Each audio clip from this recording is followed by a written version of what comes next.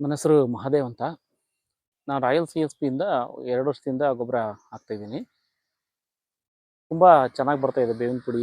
ಬೇವಿನ ಹಿಂಡಿ ಅಲ್ಲ ಇದು, ಆ್ಯಕ್ಚುಲಿ ಬೇವಿನ ಪುಡಿ ಇದು.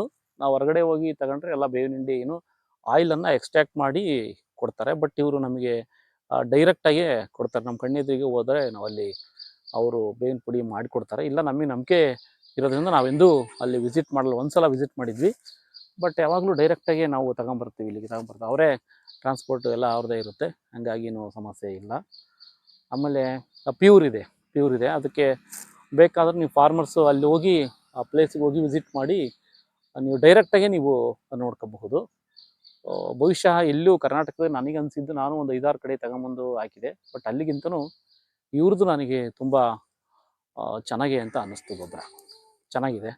ಎಲ್ಲರೂ ಕೂಡ ಇದನ್ನು ಯೂಸ್ ಮಾಡಿ. ಸಾಧ್ಯ ಆದರೆ ನೀವು ಒಂದು ಸಲ ಡೈರೆಕ್ಟಾಗಿ ಹೋಗಿ ವಿಸಿಟ್ ಕೂಡ ಮಾಡ್ಕೊಂಬರ್ರಿ. ವಿಸಿಟ್ ಮಾಡ್ಕೊಂಬಂದ್ರೆ ನಿಮಗೆ ಗೊತ್ತಾಗುತ್ತೆ.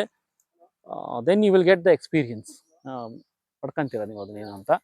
ಅಲ್ಲಿವರೆಗೂ ನಾವು ಸುಮ್ಮನೆ ಏನೋ ಹೇಳೋದು, ನಮಗೆ ಆ ವಿಡಿಯೋದಲ್ಲಿ ಬಂದು ಅವ್ರೇನೋ ಹೇಳ್ತಾರೆ, ಅವರೇನೋ ಕೇಳ್ತಾರೆ ಅನ್ನೋದಕ್ಕಿಂತನೂ ನಾವು ಅದನ್ನು ಎಕ್ಸ್ಪೆರಿಮೆಂಟ್ ಮಾಡಿದರೆ ಚೆನ್ನಾಗಿರುತ್ತೆ ಅಂತ ನನ್ನ ಅನಿಸಿಕೆ.